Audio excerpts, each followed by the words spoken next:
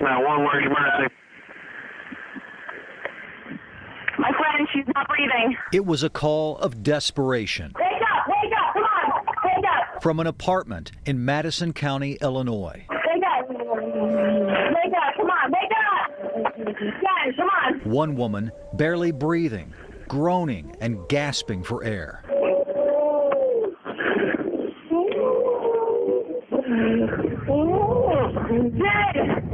Dad, wake up. The caller trying to save her life. What was she done before this happened? Heroin. It was a heroin overdose that could have been deadly. I'm trying to do CPR. I'm trying to breathe. I'm trying to get her mouth to mouth. The woman who OD'd survived. She was like a sister to me. Angie Halliday, the caller, was charged with a crime and thrown in jail. I knew as I was dialing 911, I knew that I'm probably going to get my parole violated for this. I'm probably going to have to go back. But I did it anyway. This is the story of an addict. I thought I can't lose her too. It would just kill me. Can't lose anybody else. And a prosecutor. You don't think she deserves any credit for being involved in saving that young woman's life? Absolutely not. And how they embody Madison County's complicated, frustrating, and lethal battle with heroin. Our story begins 4 years ago. Angie Halliday had been using prescription sedatives and heroin for years, selling the pills so she could buy cheaper and more powerful heroin. In April 2011, Ben Birkenbeil bought some of the pills and apparently sold them to buy heroin, then overdosed and died. A month later, Halliday's boyfriend, Josh Rogers, OD'd in the motel room where he stayed with Halliday. I wanted there to be something miraculous that they could do to bring him back. She called 911, but it was too late. Josh Rogers was dead. I was out of my mind with grief. State's Attorney Tom Gibbons charged her with 2 counts of drug-induced homicide. If convicted, she faced up to 30 years in prison. Her participation was much greater than she's willing to admit. You still feel like she's responsible for those 2 deaths? I think she bears part of the responsibility, yes. The evidence showed that Halliday provided pills, but didn't buy the heroin and wasn't there when Ben and Josh purchased or used it. For that, you feel like she should have paid up to 30 years in prison? I think, yeah. For that role? Yeah. I think when you have people who have died and you've been responsible, you bear part of the responsibility for that death. I think that the victims, I think that the families of those individuals certainly see that as legitimate. The homicide cases were thrown out because the drug buy happened in Missouri, not Illinois.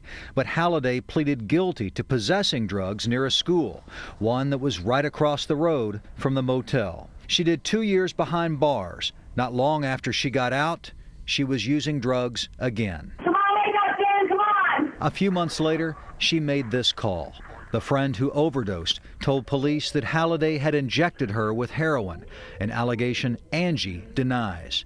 Madison County State's Attorney Tom Gibbons charged Halliday with aggravated battery, and once again, she faced years in prison. I don't think that it's an appropriate role or position for me to take to see her as a victim in this. She was taking a very active personal role that caused a lot of harm to people. The jury disagreed and found her not guilty of aggravated battery. But Halliday still went back to prison on a parole violation, serving a total of another 8 months behind bars. I think that whatever I did wrong, I paid for.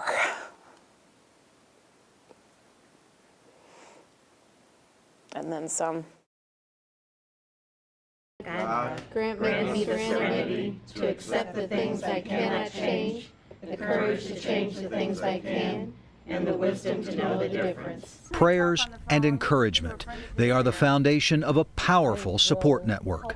You all know I've got a 34-year-old heroin addict son. We joined these parents of drug-addicted children during a meeting in Madison County. There are families out there hurting all over, and they don't know where to turn. They're ashamed. Beverly Halliday understands the shame and fear that can consume families battling the drug addiction of a loved one. We would go to church late, leave early, so we didn't have to talk to anybody. And it was a very difficult time. In her case, the addict was her daughter, Angie. I don't think that we caused it, but you still feel guilt. I feel guilt that this has happened to her. And I don't know why, but we do. Angie began experimenting with drugs as a teenager, then became hooked on prescription sedatives, eventually discovering that she could sell the pills and buy cheaper, more powerful heroin.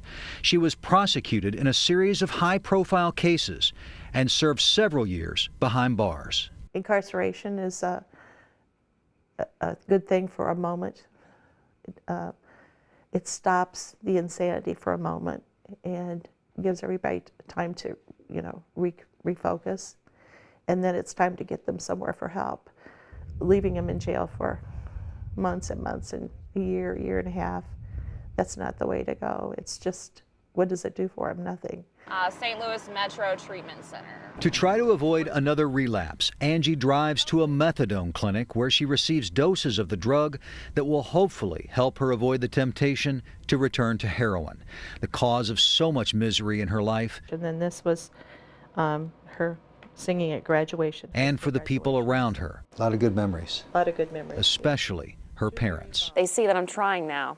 And I think the fact that I'm trying now is worth everything to them. During her time in jail and prison, Angie Halliday says she was never required to complete a drug treatment program. If prosecutors and police are the only resource that the public wants to deal with the problem, we will fail. Madison County State's Attorney Tom Gibbons prosecuted Angie Halliday.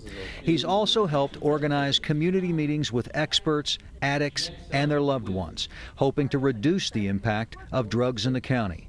But he says those type of efforts are often made even more challenging because treatment and education programs are chronically underfunded. I think that we need a greater dedication of resources for people who are going through addiction.